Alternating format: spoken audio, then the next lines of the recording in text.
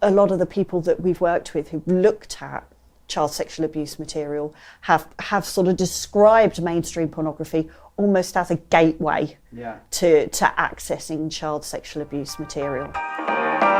My name's Ian Henderson, and I'm the founder of the Naked Truth Project. What happens when you bring 6 leading voices together to talk about pornography? In the P-Word Talks, I travel across the country to have honest, eye-opening conversations with experts including Dr. Paula Hall, Helen Taylor, Dr. Alex Bailey, Dr. Ellie Hansen, Lord James Bethel, and Dame Rachel D'Souza. They come from different backgrounds: mental health, safeguarding, politics, and public advocacy. And they don't always agree with each other, or with us at Naked Truth on every point. But they do agree on this: porn is causing real harm, and it's time we talked about it. Alex, thanks so much for joining us for this conversation. I thought it would be great just to start, first of all, with tell us a little bit about Lucy Faithfull Foundation and what it is that you as a charity, as an organisation, are trying to do. Sure. So the Lucy Faithfull Foundation, we are a child protection charity, and our focus is on the prevention of child sexual abuse. We're actually the only charity in the UK that solely focuses on this particular issue, focusing on the issue of child sexual abuse. And we run a lot of sort of different projects. So we support people who are concerned about their own thoughts and behaviour towards children, or like other adults that might be concerned about another adult in their life and their behavioural thoughts towards children, as well as parents who might be concerned about harmful sexual behaviour that their children are displaying. So one of the things that we have is the Stop It Now helpline, which is really sort of one of our main projects. And the helpline's available really to anyone who has any concerns at all about child sexual abuse. So all of those groups that I mentioned a minute ago. The helpline itself is anonymous, confidential, and we're there to provide non-judgmental kind of support and advice. And the whole purpose around that is about preventing child sexual abuse.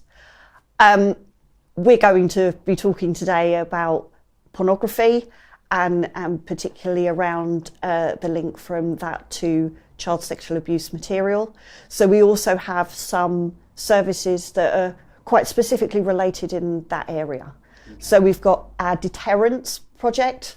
So this is about deterrence messaging out there in the public to make it clear to people who are thinking about accessing child sexual abuse material or have done so already of the consequences of that, both to victims or to themselves, and encouraging them to come to us and seek help to stop that behaviour. We also have services for young people. So young people who are concerned about their own sexual thoughts or behaviour towards maybe children younger than them, but also concerned about their online behaviour or may have got into trouble online. So our Shore project is particularly focused on that. So there's a lot that we do, and we focus on many different populations, all with the purpose of preventing child sexual abuse. Amazing. And I think I'm probably going to say this to most of the people we're kind of having conversations with, because it isn't the sort of thing you sit down with your careers advisor when you're at school and say, I think this is what I'm going to do for a job. So what about you? What's your story? How did you get involved with Lucy Faithfull? So I've been working for Lucy Faithfull for 20 years. I've actually been involved with Lucy Faithfull for longer than that, because I did a psychology degree as my undergraduate degree, and I came to Lucy Faithfull to do some work experience. And when I did that, it became very, very clear to me that the way that Lucy Faithfull tackles the problem, looks at preventing child sexual abuse, just made complete sense to me. So obviously having the services that we do that look at tackling this issue after it happens, so So support services for victims and survivors, but also services for people who have engaged in offending against children and trying to make sure that that doesn't happen again, are all incredibly important. But to me, the recognition that in order to protect and safeguard children the best way that we possibly can, you need to work with the people who could potentially cause children harm. So that made sense to me from the very beginning. And I've always been very committed and very passionate about that, which hence why I'm sort of still here 20 years later. But yeah, that made sense to me to protect children, look at preventing abuse in that way by trying to stop the harm before it happens. And that includes working with people who could be a risk to children. Yeah, and I think that's a really helpful thing just for us to acknowledge now, because obviously I think anybody watching, listening to this will understand there's a devastating impact on those victims and those who are, you know, family members of those victims, and you know, it ripples on the devastation, doesn't it? Yeah. And so we want to acknowledge that. We want to make sure that that's clearly stated. And I think what you're saying is just that your work as you know, a forensic psychologist, but also of Lucy Faithfull, is actually the way we help victims, support victims. Part of that is actually working with those people who may actually, you know, offend or use that material in that way. Absolutely. What we want is to stop people becoming victims in the first place. Yeah. And that is, in my view, you know, one of the most important things is that prevention. And the only way that we could, well, there's lots of ways in which we can do that, but one of the main ways in which we can do that is by working with people that could be posing a risk to children, so that we can try and ensure and help them make sure that their behaviour does not become abusive and more victims are not created. Because, as you say, the impact on victims of sexual abuse is catastrophic. You know, there's the impact at the time for children in terms of their emotional, you know, health, their mental health. You know, we know that children who've experienced abuse can experience significant behavioural issues and emotional difficulties. It can interrupt their learning, their schooling. It can interrupt their relationships with their peers. It can result in using substances as a way to try and deal with all those difficult feelings they have, as well as thoughts around suicide or self-harm. It's really, really significant. And then as children grow up and become adults, you know, that doesn't mean that the impacts go away. You know, adults who are survivors of sexual abuse have told us about difficulties they have when they're in their relationships, you know, difficulty trusting people, difficulty feeling secure, as well as those ongoing sort of mental health difficulties that they experience, substance misuse, again, sort of suicide and self-harm. And I think, you know, our focus is thinking about child sexual abuse material. And some people may think, well, you know, we're talking about pictures online and you know, perhaps it's a victimless crime. And it's absolutely not. You know, the impact that has is exactly all the impacts that I've spoken about, with the addition that abuse that person has experienced is out there forever. Yeah. So there brings this additional, this additional worry and concern around their everyday life. You know, who has seen this? They get into relationships, you know, has that person seen it? It's somebody being re-victimized by the fact that their image is out there, you know, their images of them being sexually abused. Yeah. And that stays with somebody because that's what the internet does. It's, you put something on there and you've lost control of it, and it can be there forever. And so for victims, that's incredibly difficult, another layer on top of what they've already gone through. So Alex, in 2024, you co-authored a report called What's Porn Got to Do With It? Love to know a little bit about why you went about that report, what the purpose of it was. So the purpose of that report was the fact that within our work, within our clinical practice, sort of on our helpline, with the people that we spoke to who have accessed child sexual abuse material, one of the things that they would often talk to us about was the role that pornography, mainstream pornography, had played in that pathway to then looking at child sexual abuse material. So we felt that this was not a pathway that many people were aware of or recognised could happen. So the What's Porn Got to Do With It paper was about sort of bringing that to light a bit more, really. And I know it was well received in that sense, and both kind of mainstream media and kind of peers and others sort of saying, yep, this is such an important thing to highlight and to spotlight. What connections then did you discover between mainstream pornography, legal, the websites that billions of people go on, and then, the abusive child sexual material? And I think the key to that lies in this concept of escalation.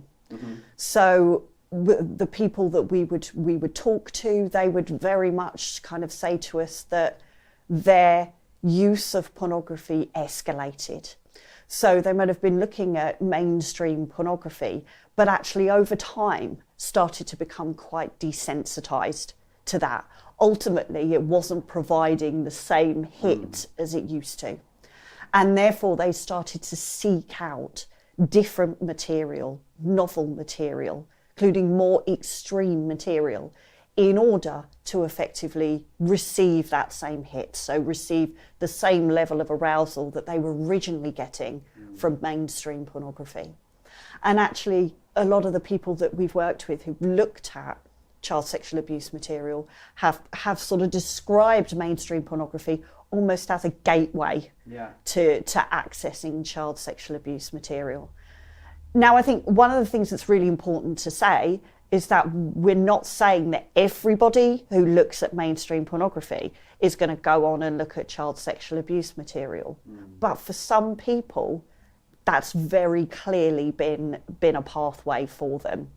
And so the paper that we wrote was really about highlighting what people are telling us in terms of the impact that that's had on them, and then on their subsequent behaviour of accessing child sexual abuse material. And certainly some of the other comparisons that other people we've chatted to have made with mainstream pornography, both in terms of neurologically what happens to the brain, but maybe in other ways as well. They would kind of compare mainstream pornography with drugs, for example. So I guess what you're saying is not everyone who smokes marijuana is going to end up becoming a heroin addict, but there can be that pathway of escalation. And is that a neurological thing then? Is that because of what's happening with the brain that you see that escalation, or are there other factors that cause that escalation? So, I mean, we know from research over the years, particularly from sort of behavioural side research, is that there can be an impact in terms of reinforcement and reward, and that when somebody, say, pairs a stimulus with getting some kind of reward, it makes it more and more likely that they're going to go back to that stimulus. And I guess we can see the relationship that would have with pornography. But after a while, that reward perhaps doesn't get as, it's not as good as it was before, but there's still that reinforcement there to continue with that kind of behaviour. And so what might happen then is the behaviour might escalate, because somebody might need to want to get the reward more often, I suppose, and get it at the same level as they did before. So I suppose as a psychologist, I look at it from the behavioural side of things, and how different behaviours might develop, and how people respond in terms of what positive effect they might be getting from that. And perhaps we'll talk about this a bit later as well, but I mean, have you seen that even within that kind of context of mainstream, it's still legal in a kind of technical sense, the content, but maybe it is more extreme, so have you seen in working with individuals accessing that kind of content that there is a change for them in terms of what they are drawn to, and like you say, that's connected to maybe the desensitization. But along with that, does there come an increase in maybe, shame or negative feelings, negative mental health they might feel about themselves because of what they're looking at now is so different to what they were looking at 6 months ago, even within that mainstream kind of content? Yeah, absolutely. So one of the really important things I think to bring to light is that this progression, this escalation, it's not something that happens overnight. So it's not that somebody will be looking at mainstream pornography and then the next day they'll be looking at child sexual abuse material. Because what we actually get told and what people explain is a gradual escalation over time. And that may very well still be in the realms of mainstream pornography. Yeah. So somebody may be viewing, what we might consider as regular mainstream pornography, but then start escalating to maybe some pornography that has a bit more aggression, maybe, or some ideas of non-consensual acts, but they still would be considered legal mainstream pornography. But the escalation is still happening. So that's often something that people kind of report to us, is that over time this happened and it kind of very gradually then ended up with looking at child sexual abuse material. And of course, with every boundary broken, that can make it a bit easier to break the next boundary. So people's sort of I suppose, barrier with what they're doing can start to sort of erode a little bit because they're looking at more and more questionable material. Now, the thing is, if you talk to a lot of these people and say to them, if I'd have asked you 10, 15 years ago or said to you that you're going to be sitting in front of me now talking about the fact that you've accessed child sexual abuse material, what would you have said to me? And the majority of them say, I'd have told you absolutely not. What on earth are you talking about? Yeah. So I think what does end up happening is there is a lot of shame related to the behaviour that's happening. A lot of people report engaging in the behaviour, coming away from it, feeling incredibly shameful about what they've done, promising they're never going to do it again.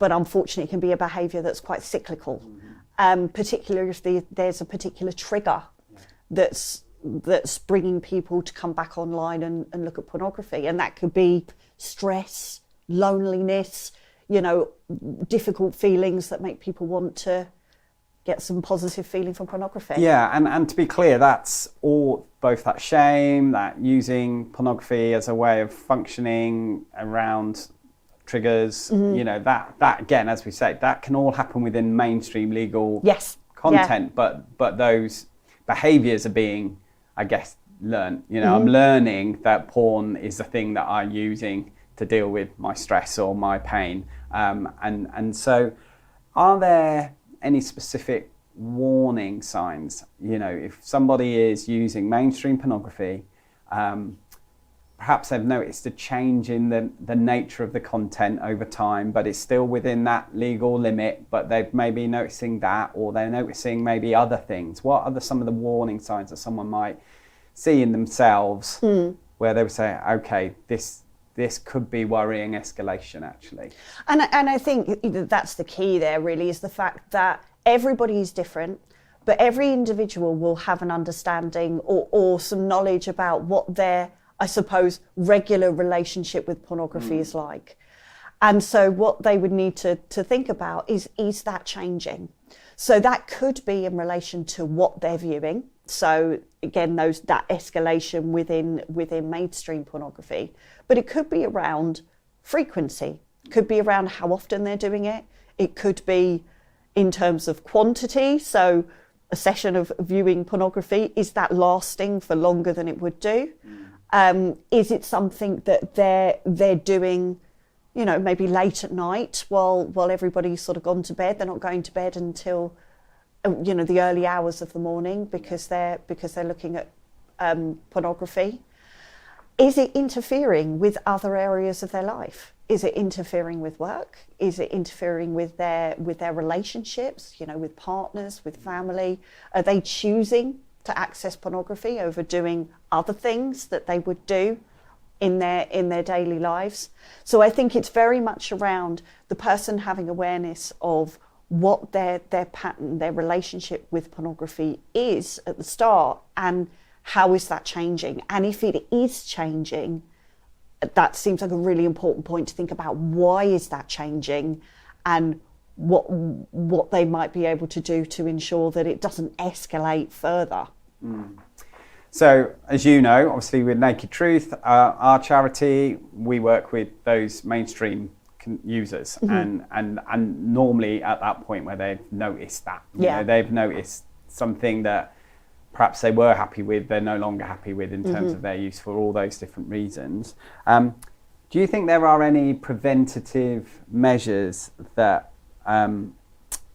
could help reduce the risk of crossing that legal line then, you know, of moving from mainstream? Maybe someone's getting help or whatever, but are there any other preventative measures that people can take so that escalation doesn't happen, that doesn't become abusive material that they start to download or seek out? So I think the most important thing is that they need to recognise that things are changing and that things are changing in a direction that they don't want them to be. That can be sometimes difficult for people to recognise. One of the things that we do is our deterrence project, which is about putting messages out there around the access of child sexual abuse material, and letting people, you know, making people aware of the consequences of that for victims and themselves, and the fact that they can come to us with for help to stop that behaviour.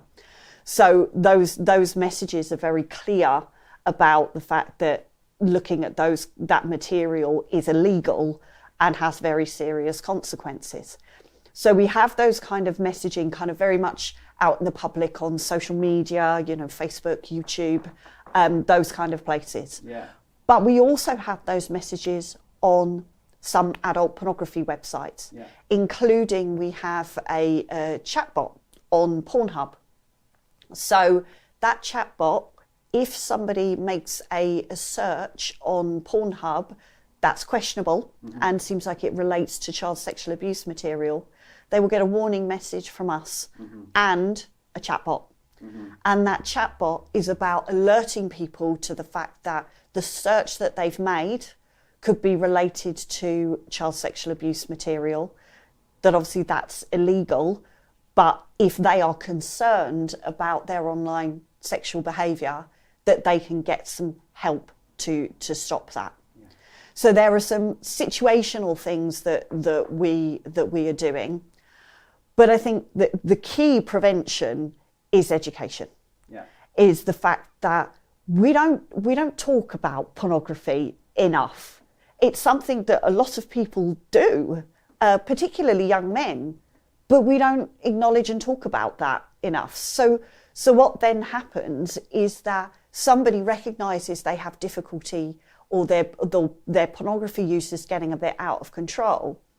They don't seek help because of the taboo of it, or the embarrassment or the shame, and they don't know where to go for help. So it's kind of a bit of a double whammy, really. And so to kind of prevent that, we really need to be talking about it more, exactly what we're doing now, you know, talking about it and recognising what some of the risks can be. And that needs to start happening when people are young, when they're starting to get introduced to the internet, they're starting to think about sex and relationships, that pornography should be part of that conversation. if there are people that have recognised there's difficulty with their pornography use, and they're trying to ensure that doesn't escalate into more extreme areas, or say illegal areas such as child sexual abuse material, we've talked with people about a lot of things that they can do. Now, some people recognise that they don't want to view pornography at all anymore, and all of these things are an individual choice, in which case people can be supported to be abstinent from that. But there will be some people who do want to continue viewing pornography, but in a more controlled way, I suppose, in a safer way. So then that's about, what parameters can you put in place around your pornography use that would help with that? Can you set time limits for how long you're going to be on pornography? Can you be, only accessed via certain websites that are known to be maybe more legitimate than others? Sure. So there might be practical things that somebody can do in order to maybe reduce and try and put some boundaries around that pornography use. So what kind of response did you get from doing this report? I mean, do you think there is a widespread understanding that there is this potential link from mainstream pornography to child abuse sexual material? So I don't think there's a widespread understanding, which is one of the reasons why we did the report in the first place. I think lots of people see mainstream pornography and child sexual abuse material as very separate, and kind of understandably so, really. And there are lots of people who use pornography who will probably be looking at this and sort of saying there is no way that I would be escalating and looking at child sexual abuse material. And that's probably absolutely true. But there are some people that do. But because of the denial of that recognition, I think sometimes it can make it difficult for people to spot when their behaviour is escalating. And I mean, in terms of the reception of the report, I mean, it's been very positive. I think people have recognised that this is a really important message that needs to get out there, for people to recognise that viewing mainstream pornography doesn't always, for everybody, stay where it is. And for some people, it can escalate and go on a trajectory to more extreme, including illegal material. So let me begin to ask you some questions around those people, those individuals then who might access, child sexual abuse material. I think probably that the word that would come into most people's minds almost immediately would be, paedophile. Mm-hmm. Is that a term you would use? No. So if we think about whether people who access child sexual abuse material are paedophiles, some might be, but many aren't. And that's because the word paedophile is something that's often quite incorrectly used. So it's the term paedophile, paedophilia, it's like a clinical diagnostic term. And it really refers to individuals who have a primary sexual preference in prepubescent children. So some individuals looking at child sexual abuse material may have that primary sexual preference, but our experience is that the majority don't. And the majority of people we work with who have offended in this way also have healthy adult relationships offline. So, they may be married, they may have children.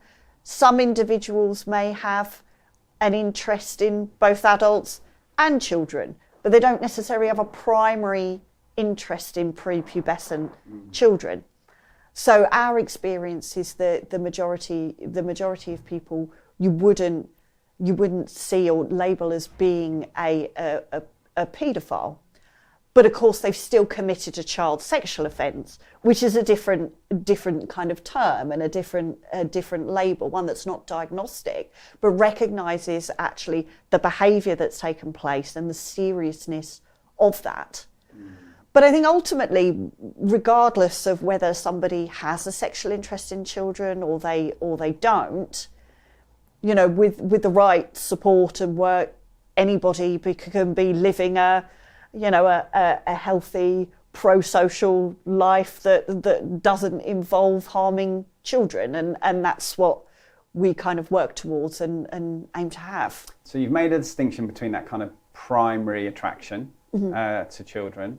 Would you also make a distinction between kind of offline and online behaviour as well? Do you think that's an important one? Do you think that again that's a different individual who someone might only ever look at material that's digital online, would never consider acting out offline, for example? Yeah. So if we think about the process that we've already talked about, that kind of escalation process through what somebody is consuming in terms of sexual material, that doesn't mean that escalation process is going on outside of the internet. And there are people who will access, and I mean, I'm not just talking about child sexual abuse material, but other types of sexual material online that don't reflect their sexual interests offline. And so that escalation process for some people can result in them looking at and seeking out material to look at, in their privacy of their own home, on the internet. That's probably the way that they see it.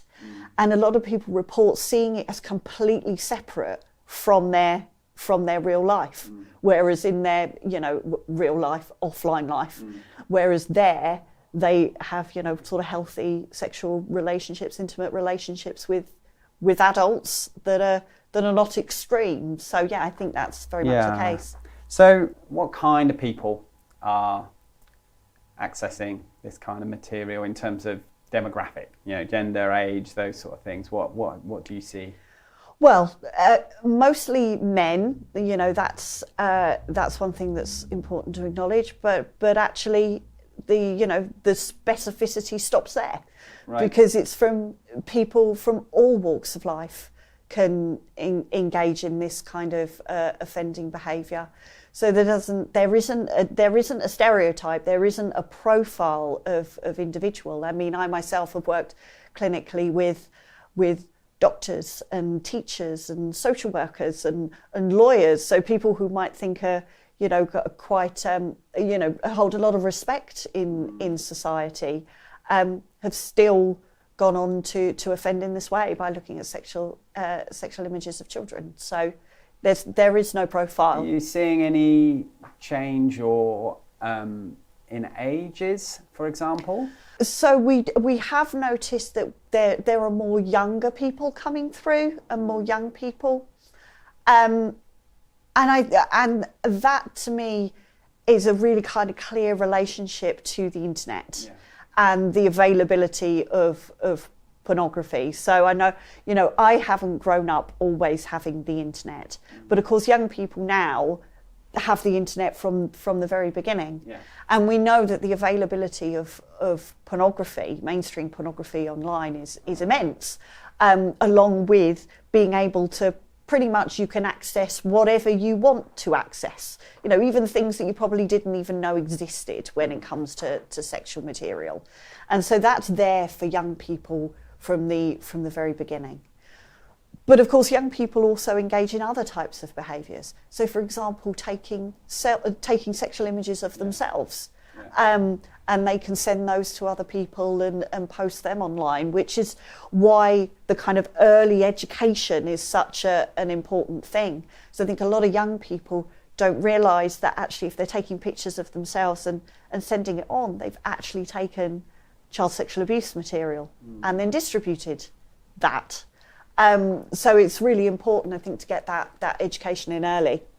I mean, it strikes me, for example, you might have a 17-year-old, boy who's searching for stuff online and probably going to look for, whatever, people my age, he's going to be looking for 17-year-olds doing X or whatever, and may not even, because he's 17, he may not even realise that even that search term is bringing him into a place where he could be accessing stuff that is illegal and abusive. Absolutely. And I mean, it's not, you know, it's not age inappropriate for a 17-year-old to want to see sexual pictures of people their own age.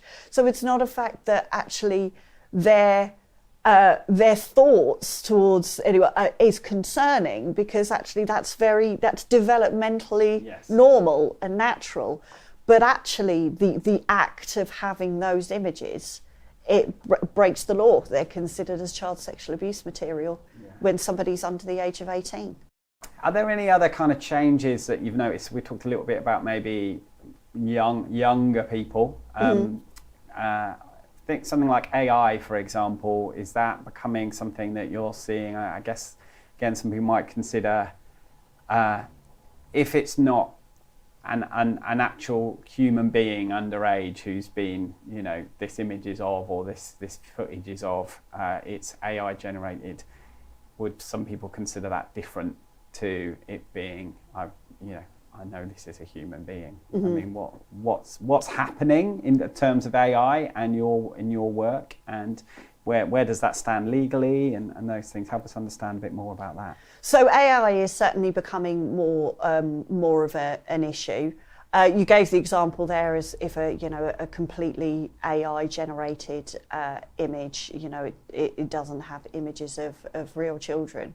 Well, actually, in the law, that doesn't matter. Okay. You know, so though that image would still be considered an illegal image of a child, because even an image like that, first of all, if somebody is looking at that kind of material, remember we talked earlier about the reinforcement side of things. Well, they're reinforcing their arousal to sexual images of children, even if they are AI generated images. But actually, even if something is AI and AI generated in some way, that doesn't mean that it's not involved real children. Because actually what AI can do, and what it is doing, is taking images of real children and changing them in order to be sexual images. There's apps out there, you know, the things like the Nudify apps, which are you take regular pictures of regular people and it makes them nude. So although people think, well, AI images means that it's all being computer generated and there's no real children involved, actually quite often that's not the case. So it can be taking children's images, taking parts of their bodies, you know, superimposing, nudifying, all of those sorts of things can be done with AI. Yeah. So this idea that it's a victimless, it just doesn't hold up really. No. Yeah. Tell us a little bit then around what the legal consequences are, and maybe even just what some of the process is there. If somebody, I mean, I think people imagine that someone's going to walk into their office, and a policeman is going to walk into their office and say, okay, you know, this has been found on a computer or something like that. But yeah, what happens next, and what are the legal consequences of material being found on a computer, on a phone, something like that? So if the police receive intelligence that there's been the accessing of child sexual abuse material, then they will obviously pay a visit to that individual, remove their devices and place them under arrest. There will then be an investigation of those devices, and with child sexual abuse material found, that person will be charged with that offence, and they will go to court. And it's a very serious offence, and it attracts serious consequences. The most serious of which, of course, is time in prison. But other than that, anybody who's convicted of an offence like this would also be put onto the sex offenders register, and would be on that register for a certain period of time in relation to whatever their sentence would be. They might also be given what's called a sexual harm prevention order, which may put conditions in place on them, so certain things they can't do as a result of the offence that they've committed. So the legal consequences are are big. They are significant consequences. But of course, they're not the only consequences. So the legal consequences are one side of things. But the consequences that, you know, people tell us about when they've been arrested for accessing child sexual abuse material is things like losing their jobs, you know, losing their family, losing their friends, losing access to their own children. So if they have children of their own, the likelihood is that the local authority, children's services, will become involved, and then it will be difficult for them to have contact with their own children. And a lot of the people we have worked with did not even think about something like that as a consequence. They thought, I'm sitting there in front of my computer on my own, nobody else is involved. But then, of course, when it comes to light, as you talked earlier, that ripple, and it has lots of different consequences for people. Yeah, I think the human ability to compartmentalise, to somehow put this behaviour in a bit of a box and separate it from the rest of my life and my relationships is absolutely true. And that you're saying is actually, it then is a shock almost for people when that box gets opened up and suddenly they start to see how it is impacting the other parts of their lives and the other people in their lives. Yeah, absolutely. And people do report exactly that. It's getting the knock on the door from the police, and then all of a sudden almost going, of course, you know, absolutely this was going to happen, and the consequences are going to be huge. So that kind of realization of the impact of what they were doing. How much is denial in that process for people?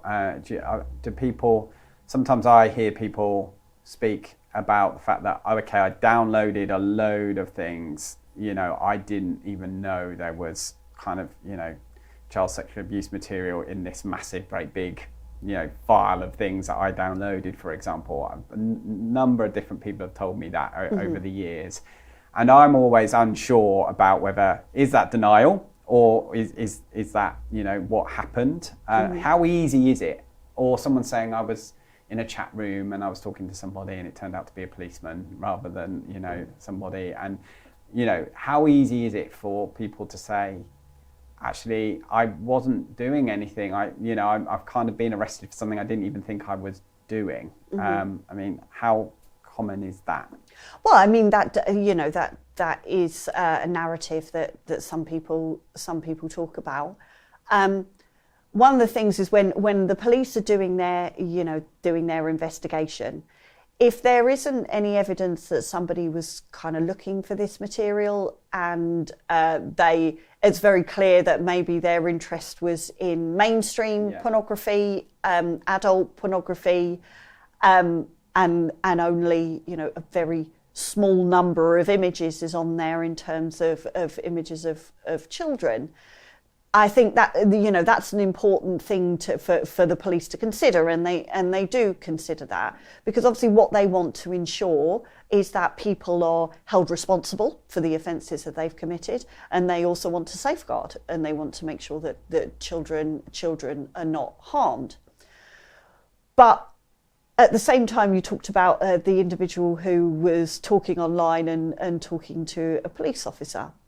Regardless of whether that's a police officer or not, they've still been having the sexual conversations that they've had, thinking that was a young person.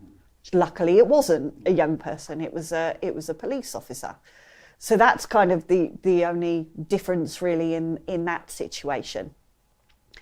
But when it comes to denial, you know, denial is an interesting concept in itself, because it is not uncommon for people to deny or minimise, you know, the behaviour they've been engaging in or the offending that they've been doing.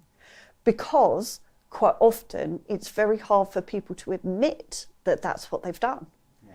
To admit that they've been somebody who has looked at child sexual abuse material. So denial in some ways becomes almost protective for somebody. If I don't acknowledge it or I play it down, that means I'm not that person, or other people aren't going to see me as that person. So that the role that denial can play can be very much around actually it being very hard to acknowledge the extent of what somebody may have done. And obviously we've talked about some of the kind of consequences for those individuals, but obviously it impacts, as you said, partners, children, and wider family of those. And I know you work to support those people too, as an organisation. Tell us a little bit about some of those impacts and the kind of ways in which people might need help if they're a family member. Sure, and I think it's important to think about the situation, isn't it? Is that, say for example, you've been married to somebody for many years and you have children together, and then there's the knock on the door from the police. I mean, that person, that partner, their whole world falls apart. Yeah. The person that they have been married to for all those years, that they loved, they thought was a certain type of person, that this door's opened that they had no idea about. And so, I mean, we've done kind of our own research in this area with partners and family members. And ultimately, what we're talking about here is secondary victims. There are partners that have symptoms that are akin to trauma because of what's happened, because this whole world has fallen apart. But then they're trying to deal with the emotional fallout of that, the difficulty of that. But then they're also expected by authorities to be the safeguarders and the protectors of children. And it's not that, partners and family members don't want to do that, safeguard and protect children, but they're also in a very vulnerable space themselves. They may be in a position where, friends and family are shunning them if they choose to remain with the individual who's offended. They may lose jobs, if they work in childcare or work in an area that means that living with somebody who has a criminal record for this type of offending means that they can't do their job anymore, as well as the mental health and the emotional difficulty that comes with having to deal with this. So they are a group of people where that ripple is incredibly significant. And so what kind of help do you as an organisation offer family members? So family members, we offer support through our helpline and through any of the other sort of Stop It Now services. We've got things like our website, like Parents Protect is a really good website around child safeguarding. So it gives lots of information about how to sort of safeguard children, what things can be put in place, what to do if you're concerned. One of the main things that we do is we run a group called Inform. And so Inform is for partners and family members of people who have accessed child sexual abuse material or have engaged in online grooming. So it's an opportunity for people to come to a group, get some information about the offending behaviour, about the issue of risk and safeguarding, but also to offer them support and help them to know that they're not the only one in their situation. So it's a really good space for people to get support from each other. Online groups or in person? So they're online groups. They can be, they used to be in person. They're online now after COVID. But we also recognise that there were a group of people that wouldn't necessarily want to come to a group, which is why we created the Family and Friends Forum. So we've got a forum that's public access, although you sign up in order to be a contributor. But we've got the Friends and Family Forum that is exactly there for people to support each other and ask questions and get support from the community of other people that are in a similar situation. So part of our work is that we would work with organisations, whether that's churches or other community groups, schools, others who, I guess, particularly say taking church as an example, often find themselves in a situation where they might have a member of a congregation who's been arrested, and they're now in that whole, they're going through the system. They've not had a trial yet. There's obvious safeguarding measures that leadership of that church are going to need to make sure they put in place. But that individual is saying, I need help too. And have you got any advice for community leaders, church leaders, others who are actually wanting to walk with people who are in that, they've maybe an arrest has happened, but there hasn't been a trial, or even maybe they've had a prison sentence, or they've had a sentencing, and now they're trying to rebuild life after that's happened. Any advice for those people who want to support in that way? And so I think, everybody's situation is different, and as you said, you've given lots of examples there about where somebody might be in their kind of journey. So I think the best advice that I would give to a community leader in that scenario would be to call our helpline, because we can support them in supporting that other person. We can also support that other person. So we can be a place where they can go to, where all of them can get anonymous, confidential, non-judgmental advice and support around whatever's happening for them at that time. Yeah, great.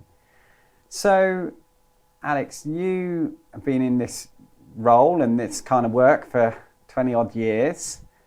What do you imagine could be in the next 20 years? Or 10, if that's a little easier. I don't know, it feels a long time, doesn't it, 20 years? Well, I mean, I think that, there are definitely things that I would want to see. One of them is around that education. It's about the fact that we need to start talking about pornography more. We need to start talking about some of the risks of pornography more. And we need to start doing that at an earlier age so people get informed. And that's not just people who might view pornography and then could escalate to looking at illegal material, but that's parents and teachers and partners, and that's everybody getting more informed, because we all kind of have a role to play. We work with people who contact us because they're concerned that their partner's use of pornography has been escalating. So having that education for all at an early time, I think, is incredibly important. And obviously, as a result of that, what I would hope to see is less access of child sexual abuse material, less demand for that material. But I suppose we also want to keep it on the agenda. We want to keep it on the agenda in terms of policy. We want to keep it on the agenda for education. We want to keep it on the agenda for tech companies. We want them to think about how do they make their platforms and their spaces safer for people as well. And then with keeping the agenda alive, my hope would be that we would see a reduction in the problem.